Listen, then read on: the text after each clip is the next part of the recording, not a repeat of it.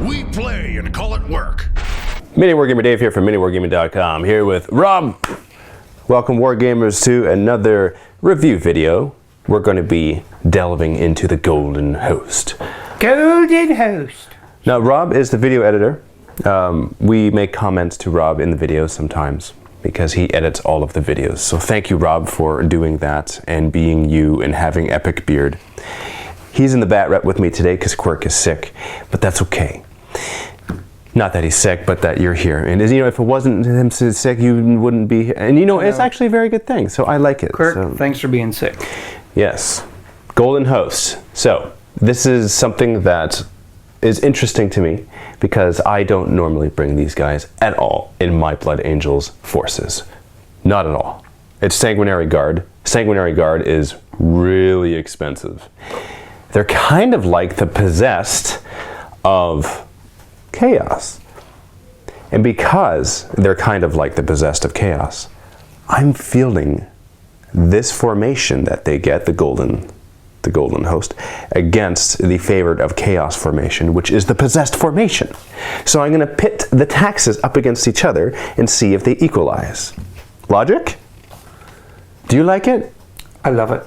A lot? Well, you know it's a thing when that happens. So let's turn the camera down onto the battlefield, tell you what we got in these formations. We present to you the Golden Host. Golden Host. Now you may be wondering, why is it that there are Sanguinary Guard up front, but in the back those models look different? Well, they are Age of Sigmar models. We are proxying them. I only actually have 5 Sanguinary Guard models, but I didn't want this to prevent me from doing this demonstration bat rep. It was very important to me that we get this out to show you these guys' ability in their formation. So, and the Age of Sigmar models are actually very fitting. I mean, they're golden armored warriors with angel wings. It couldn't be more perfect, really. In fact, you could probably bring these guys as them and it would be okay because they look really cool. Do you like them, Rob? I like them a lot. Okay, all right. So, Golden Host, this is what you get. Mandatory part of the formation is you have to bring the Sanguinor or Commander Dante. If I had to choose between the two, it would definitely be Commander Dante every time, without fail, hands down. I'm going to bring Commander Dante. He is better. Wasn't he like one of the Musketeers? I think you thought D'Artagnan. That's D'Artagnan, yeah, that's yes, what you're thinking of. Yeah. So, but he is really good. He's got hit and run. He has his. He hits at initiative with an AP2 weapon. So that is sick. That alone, and he's got a high initiative at that. So all of this combined with his jump pack capabilities, he is amazing. So bring him, please. He's Eternal Warrior as well. Again, he wins every time. So just bring him. That's my suggestion. I strongly recommend. If you're going to bring the Golden Host, get Dante. If you don't have Dante, buy Dante. Bring him as part of your list. Sanguinor is cool for fluffy reasons, but you will be disappointed. At least I was. I was disappointed all of the times that I have ever brought him. Because the amount of points that he is, and for what he does on the battlefield, it just doesn't equate. Whereas Dante makes up for his points, and he does cool things, because he doesn't die from Melta. So it's just really good. In addition to Dante, you have 2 to 5 units of Sanguinary Guard. In this formation, I'm bringing 3, just focusing on the one right here.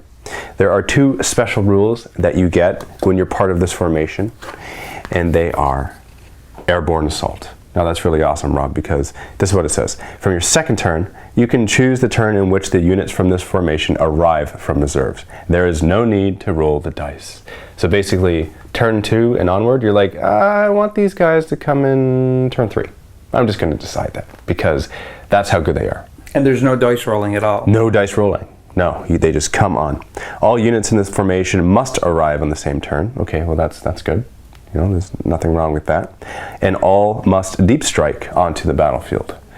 Now, this is what it says regarding that. You can re-roll the scatter dice when units from this formation arrive from deep strike reserve. That's awesome. Normally it's 2d6, now it's only 1d6. So you scatter, there's a 12-inch bubble that you can scatter within as a maximum, but you know, it's much safer. These guys scatter less, and so the chances of you getting a mishap from Deep Strike is much lower. The other special rule that you get is called Glory of Sanguinius. And the Glory of Sanguinius is this. Units from this formation can charge in the turn they arrive from Deep Strike, but always count as making a disordered charge when they do so. That's fine. I'd rather have a disordered charge than not to be able to charge in the turn that I arrive via Deep Strike, because that's amazing. Because unless you have a special rule stating that you can, you can't. And these are one of the special units that can in this special formation, the Golden Host. Golden Host. I like it a lot. Oh, I was alone on that one, but that's fine. So in terms of weapons and what to bring on them, they have, just to let you guys know, because for players out there that aren't familiar with these guys, they have a bunch of specialty weapons that are specific to them, which actually make them cool in and of themselves, regardless of how expensive they actually are. They are 165 points for 5 models in the unit. There are no characters in the unit. They are just straight up Sanguinary Guard. To add additional, it's 33 points a model. 33 points. That's insane. So it's like more than double a regular Space Marine. This is why, though, because their stats are better, but the question is, are they worth more than double 1? They have Artificer armor, each of them. That alone is a big deal. That makes them much better. They're basically flying Terminators. They don't have any invuln save, though. They have an Angelus bolt gun, which is different from a regular bolt gun. An Angelus bolt gun is Strength 4, AP 4, Assault 2. So they can shoot their bolt guns and still charge into combat without any penalty.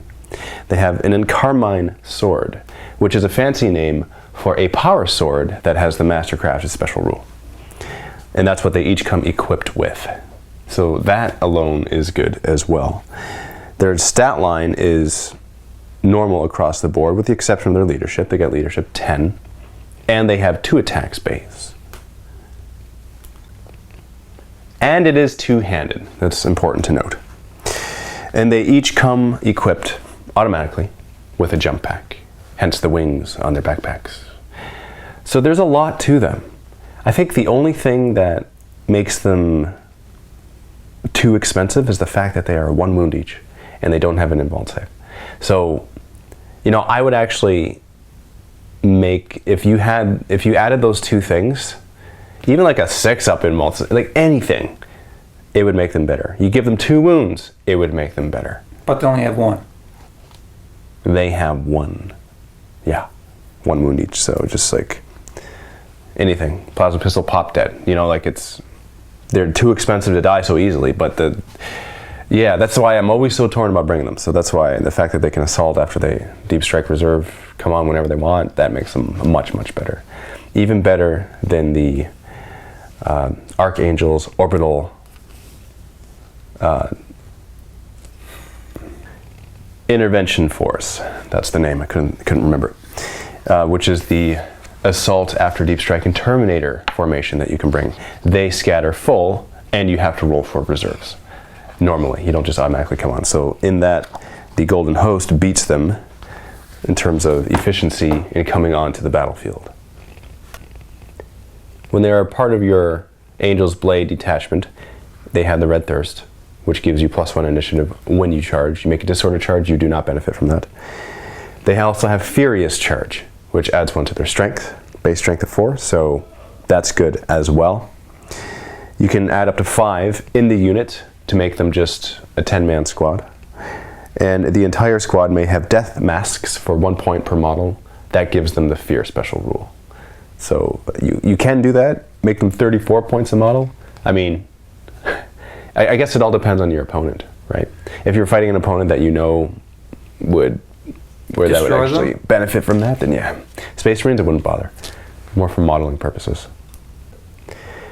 They can bring a chapter banner for 25 points. So that's actually pretty sweet, because what that does is allow you to reroll your failed morale checks, and if you're within 12 inches of the banner, then you get +1 attack, which is good, because your base 2, you get +1 more for charging, you'll have 4 on the charge, provided that you are within that banner radius.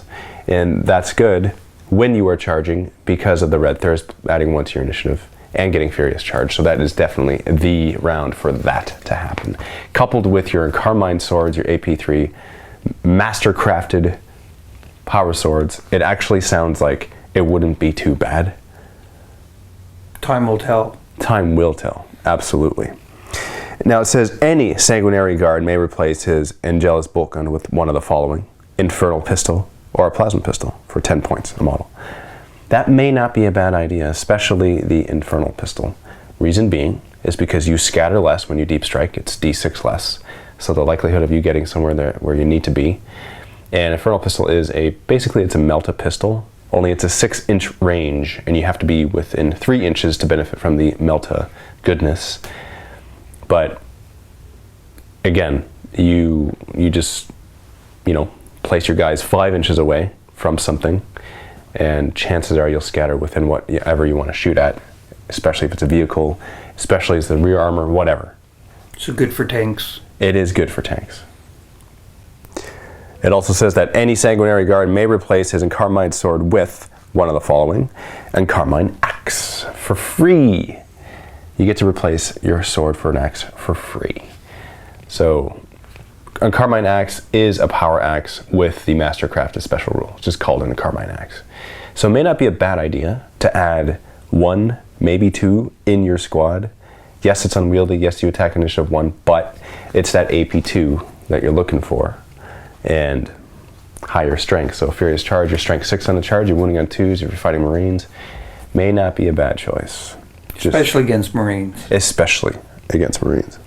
The other option is a Power Fist. So you can actually give a Power Fist to every single one of these guys. Now that is a lot. It's 10 points a model instead of 25 points normally it would cost for a Power Fist. So do you do an axe for free, or you do a Power Fist for 10 points? 10 points looks like it's really cheap considering that your model's 33. Yeah. Yeah, so may not be a bad choice as well. In fact, because you're not putting that on a character, I would say that's a pretty good option. Heck, you might even want to do that on a couple. Now that makes your unit incredibly expensive, like ridiculously. So what you're looking at right here is like a third of the army, not including Dante, and it's 760 points for these 3 squads. Granted, you charge on the turn that you come in, and you do a lot of havoc and damage, so it may be worth it because they're so strong.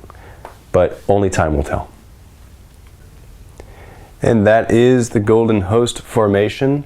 So I'm going to show you the formation that we'll be using to fight against this today. Now, these battle reports will be in the vault. So click on the link below if you want to see the demonstration battle report with the Golden Host against the Favored of Chaos.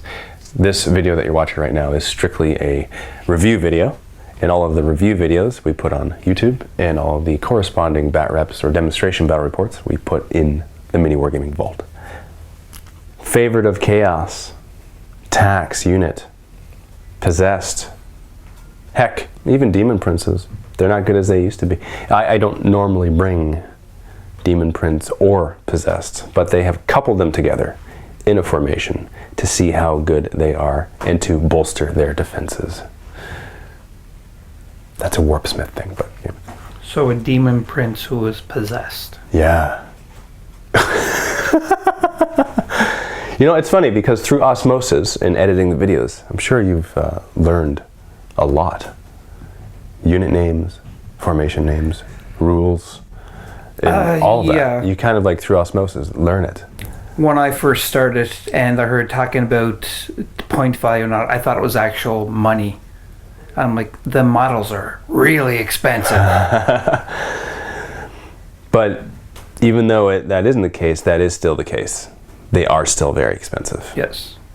It's very true. But let's take a close-up look at the Favored of Chaos formation. Favored of Chaos, that's what we're looking at right now. 1 Demon Prince, 3 to 5 units of Possessed.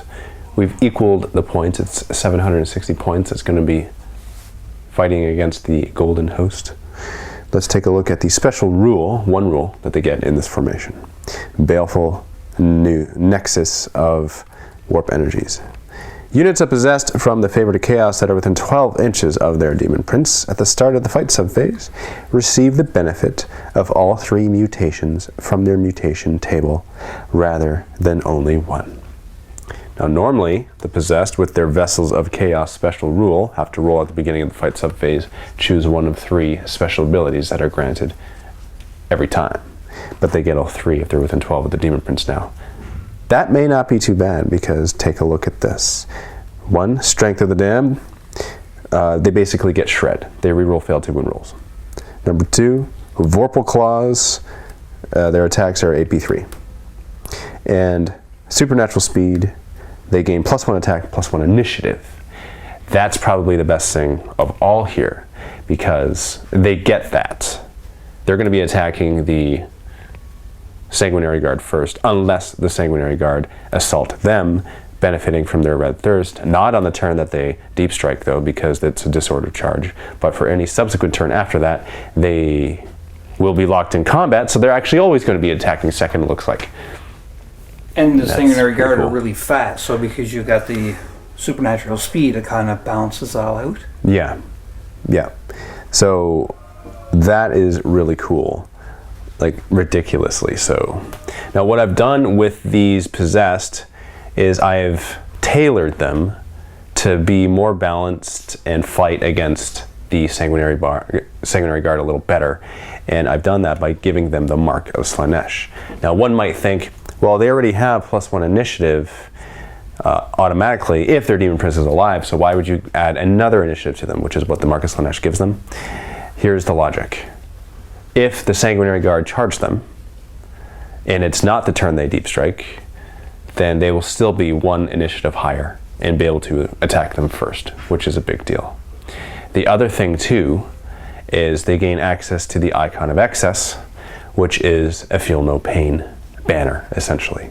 Every squad will have Feel No Pain until the banner dies. But still, that is a big deal. That gives them an additional save against the Encarmine swords that they will be up against. Now, they're demons, so they have a 5-up invuln save against their power swords, and in addition to that, they will have the Feel No Pain. So it makes them more survivable. For the possessed themselves, now we're looking straight out of the Chaos Space Marines Codex for this. These are their stats. They have leadership 9, which is actually 10, because they have automatically, with their new Black Crusade detachment, Veterans of the Long War, which increases their leadership by 1, and they hate armies of the Imperium. So they also have hatred against the Sanguinary Guard, which is really good. So their leadership 10, they have hatred, they have 2 attacks base, and they only have 2 attacks. So it's really kind of like the Sanguinary Guard. I really do equate them similarly. It is an additional 26 points per model if you want to add more to the unit, and you can add up to 15 in addition to the 5 that you get. So you can have a 20-man possessed squad. That would be a really expensive squad, I tell you. I really tell you. They have power armor. All the other stats are the same, except for their strength. They have strength 5. That as well is a big deal, especially in close combat, especially when they charge. Now, what kind of wounds do they have? They have 1 wound each. 1 wound each, so it's the same as Sanguinary Guard. Same as the Sanguinary Guard, yeah. So they are fearless as well. That is also a big deal in the Chaos Space Marine Army, because nothing is fearless unless they have the Icon of Vengeance or something of that sort.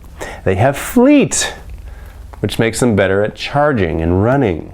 Their maneuverability is a little bit better. So, they look good on paper, but they don't always do so well on the battlefield because of expensive points per model and dying easy from power weapons or guns that can kill them easily. So that's why I believe they're not brought as much. They're 26 points base. That's not even including if you add a Mark of Chaos to them. Now, Mark of Chaos, we go from Khorne, Tzeentch, Nurgle, Slaanesh. If you want Khorne, it's 3 points per model. So you're 29 points per guy for Khorne possessed.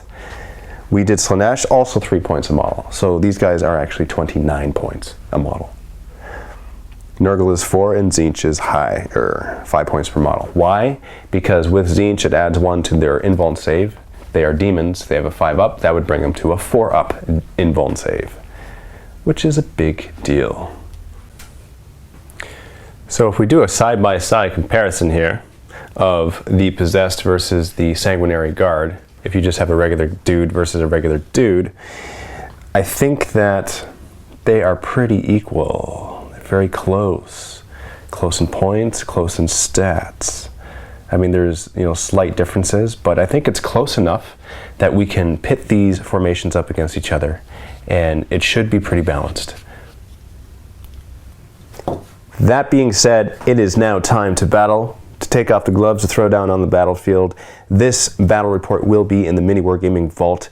For Vault members, click on the link below in the video description to watch this demonstration battle report between these two formations. If you are not a Vault member, we invite you to click on that link below, sign up for a free 7-day trial to the MiniWarGaming Vault.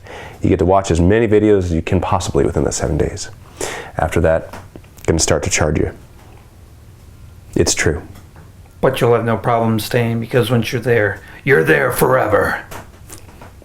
It is actually how we are able to do everything. Vault members support us, and that's how our business runs. No videos would exist, no videos would be produced if we didn't have Vault members. So And I wouldn't edit any videos.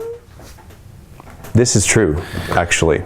So thank you very much, Vault members, for all of your support, and we shall see you in the battle report.